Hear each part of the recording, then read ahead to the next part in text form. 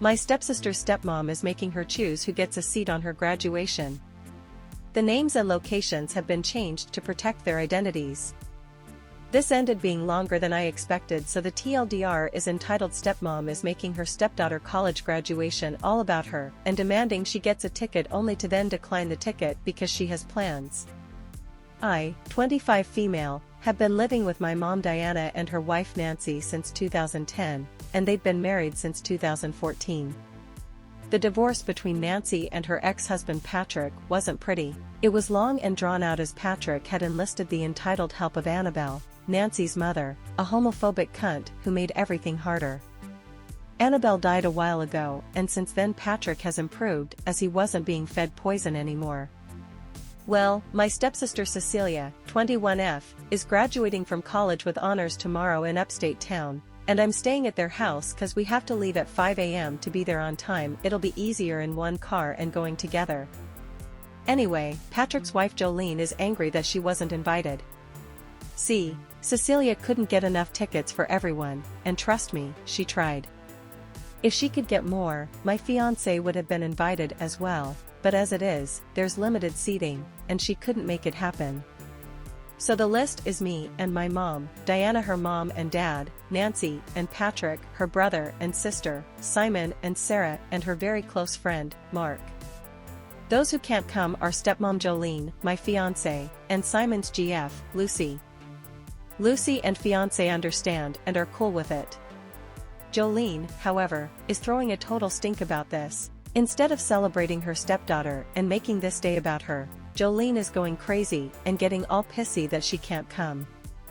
Firstly, Jolene hasn't been married to Patrick for very long, and she and Cecilia don't have a close relationship. Cecilia has a better relationship with Diana than Jolene. Cecilia didn't know if Jolene could even attend, by the way, as she works crazy hours. And now Jolene is trying to make her choose between her and Mark. Cecilia has gone through some stuff, and with school being stressful in general, Mark has been a really good friend. He's important to Cecilia, and it's her day. She should be allowed to take whomever she chooses. Here's the extra sugar in this tea, though. Patrick sent Sarah, our youngest sister, to text Cecilia about Jolene being upset instead of talking to Cecilia herself. The fucking coward. This happened about an hour ago and is still ongoing. Anyway, they're downstairs discussing this while I stay upstairs and out of it. Sounds like they're on the phone and Cecilia is mad. She's crying and yelling. Patrick and Jolene are not here right now, by the way. I, however, despite being half of Patrick and Jolene's ages, can be more mature. I've got my crochet, my switch, a comfy chair, and a warm blanket in the van all ready to go. If push comes to shove, I'll give that cunt my ticket so they can't use this as ammo later down the line, as they've done this several times before. I'm sure there's a cafe nearby I can hang out in, otherwise I'll sit outside and just chill. As long as I can celebrate my sister afterwards, I'll be happy. I'll update this as I learn more. Wish us luck. My mom is insistent that I have a C-section so that she and my dad can schedule their visit for the birth of my daughter. I don't know where to begin. I just need a place to vent. I, 31F, am due to have my first baby in just over 5 weeks' time. My pregnancy was a surprise, and it's been a difficult 8 months thus far. Although low risk, I've experienced every symptom you can imagine, from intense morning sickness to migraines and carpal tunnel syndrome. I've also faced some pretty intense discrimination at work, despite maintaining a high rate of performance throughout the year. All of this to say, it's been a rough year. I've had little support from my family this year, and their nonsense has seemingly known no bounds.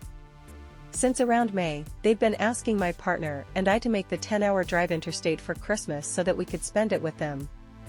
This would be fine, but my doctor has repeatedly told me not to do this, as I'll be 36 weeks at that point and prone to blood clots. Despite this, they've continued to pester my partner and I about it. At one point they proposed coming to us for Christmas, but then swiftly shut down their own idea when they immediately realized it would be an inconvenience to them. Recently, my dad was diagnosed with some health problems of his own, which he's been told is completely treatable with surgery and some medication. Regardless, I have called every other day to check up on him and to see how he's going. In the last few weeks, my mom has started telling me how awful birth was for her and every other woman on both sides of my family. I kid you not, every time she calls, she encourages me to plan a C-section and drops some new detail about a relative who had a traumatic birth experience. I have told her that her comments are unhelpful and she's known for months that I don't want a C-section if I can help it. She constantly says things like, if I had my time again, I'd plan a C-section, as if it's an easier option. I wondered why she started down this path until she started making comments about Dad's treatment plan and appointments, such as, we might be able to make it out to see you for a few days in January, but Dad might have to go to an appointment on the 18th and then again on the 31st, and then after that we can't visit for a while because Dad might need a surgery. I snapped and told her that I would not and could not plan the birth of my child around their schedule and that they shouldn't bother coming. They haven't even asked my partner or I if we even want extended family present directly after birth. We don't.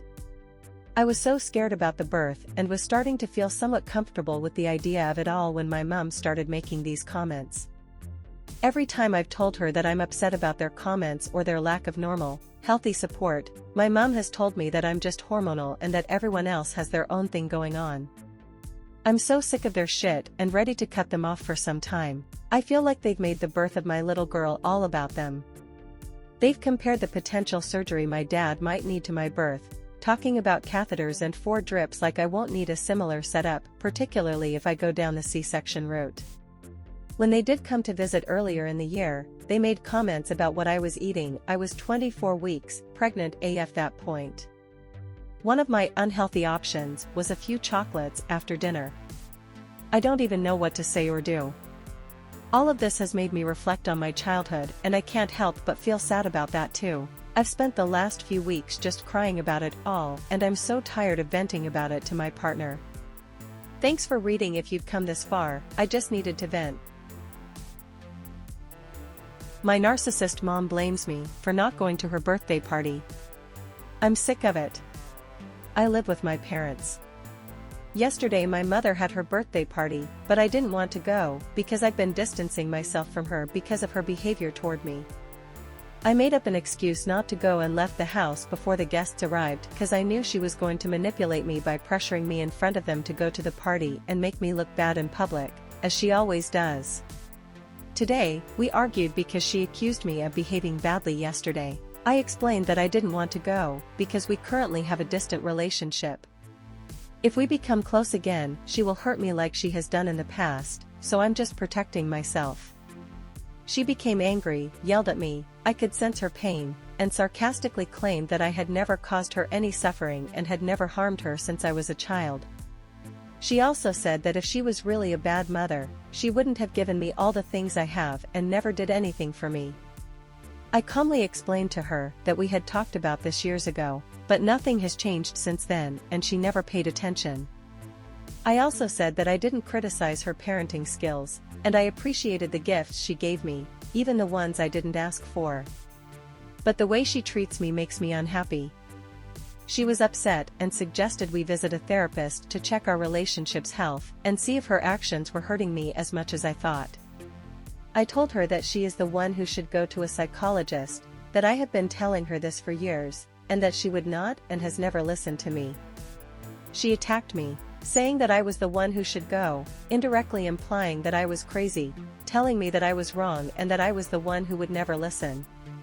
I told her that we had different points of view and that she wanted me to think like her, but I wouldn't, and she attacked me saying that I was the one who wanted everyone to think like me and that I was the one who didn't listen, that I was wrong. And she threatened me, saying that from now on she knew what she had to do and that there'd be a before and an after. She usually takes action when we argue, from refusing to speak to me for days to denying me anything, like clothes or help with a need, or even threatening to throw me out of the house. I should point out that I've had scholarships both this year and last. I'm finishing my college career, and thanks to that she pays me almost nothing, except for food at home. I'm going to apply for a job this week, cause I don't want to be financially dependent on her, but I still feel pretty bad. She makes me feel guilty and conflicted, struggling with my own thoughts. As if my point of view was wrong. On the other hand, I have been seeing a psychologist for the past few years and have been working on my relationship with my mother, realizing that she is a narcissistic person who, in the words of my psychologist, has psychologically abused me and invalidated me as a person since I was a child. Entitled Mother Leaves Her Children in the Kids section of a department store. We're going back in time to 2004, when I worked at a chain department store. Let's just call it Lou Bonbon, haha. I was 22 years old at the time and floated between the departments. That evening, I was covering the kids department by myself, facing and folding, fixing the tables, checking the changing rooms, etc. A woman with 3 small children, let's say, 3, 5, and 7 if I had to guess, was at a table pulling out shirts to hold them up and then tossing them back in crumpled heaps, forming a pile. Her kids joined in, making a mess as well. Ugh. I'd have to straighten and fix the entire table. The woman and her kids move along. I fix the table, which takes some time, before returning to the counter. I hear kids laughing and shrieking. Close to the counter in the kids section, we had a little round sitting area facing a wall of TVs. Various kid-friendly shows played on low volume on each screen. It was a chaotic scene to behold. The 3 kids were there jumping and climbing all over the short benches. No mother in sight. I do a quick search and cannot find her. I get my manager next. LP is pulled in. We talk to the kids, who are super hyper, to get their mother's name. We call her over the loudspeaker. We wait. No one comes. Our LP contacts mall security. They call her over their loudspeaker. 10 minutes later, she comes storming in, furious, a bag from another store and a huge cup from the food court in her hands. She demands to know why we called her.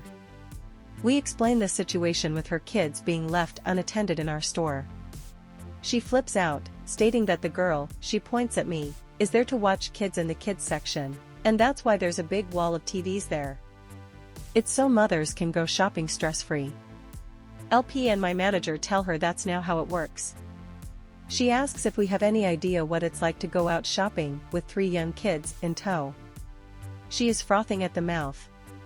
At this point, her kids are tearing up tables again, running and screaming, having a blast. She is asked to leave and throws her cup of soda at the floor. Before we can do anything else, she grabs up her smallest child and shrieks at them that they are leaving. Lou Bonbon is the most horrible place ever, and she'll be calling corporate about our misconduct. It's been 20 years. Sometimes I still wonder how those kids turned out. My mom and stepdad claim they understand how busy my life is right now. Then complain I never have time for them.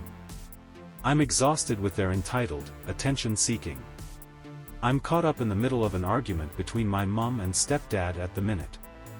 My stepdad left her in June following an argument that turned sour between the two. The problem they both have is, he's a heavy drinker and my mom has anger issues, and together they just clash.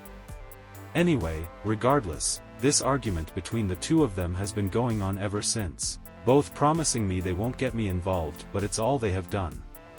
My life is hectic at the minute. Me and my girlfriend moved in with my grandma 18 months ago following her dementia diagnosis, so we live and care for her. We've got an 8-month-old baby boy who keeps us on our toes, whilst I also started my own business in June, and most days I'm out working 12+ hours a day. I literally get up and out of the door for 6 a.m, I drive most of the day and limited to when I can text and be on the phone. I get home about 6 p.m. on average, where we sit down to eat, wash up. Then we have our little boy in a routine. At about 7 p.m. we get him ready for bed, with a bath every 2 nights. That's a bottle, book, and then trying to settle him, whilst trying to make sure my grandma's needs are also met. Then we have washing up to do, sometimes bottles to wash and sterilize. Then we maybe get into bed about 9 p.m. to settle down, but I have to sit there on my laptop catching up on admin things for the business that I don't get the chance to do during the day. We maybe get to sleep around 10/11 p.m., then back up at 5 a.m. and repeat. I barely see my little boy apart from bedtime most days, and it breaks my heart. My stepdad recently saw me have a mental breakdown in regards to my grandma's dementia only a matter of a month or so ago. Then not long after he started kicking off at me over texts and emails, throwing things in my face that he's bought me over the years and telling me how awful and ungrateful I am. Then has gone back to my mum saying I never ring him, or visit him or care about him. So mum's responded reminding him I'm working all of the time now whilst caring for my grandma and baby etc., and pretending she cares. Her freezer broke yesterday. She'd asked me if we had room for anything in our chest freezer. I told her we did a big shop over the weekend and don't think we do, but could probably squeeze some essentials in. Then she's messaged me this morning, telling me I was no help to her yesterday when she needed it and all her food is now going to waste, and my stepdad is right, I don't have the time of day for them. You know what? They're right. I don't have the time of day for them. They're exhausting whilst I'm already exhausted myself. They both want constant attention. Me and my girlfriend are absolutely exhausted with everything because we get so little help as it is. There's just not enough hours in the day. I know it's not always going to be like this, but at the minute it is and we're struggling. I can't be bothered with any of it. I just can't please anybody.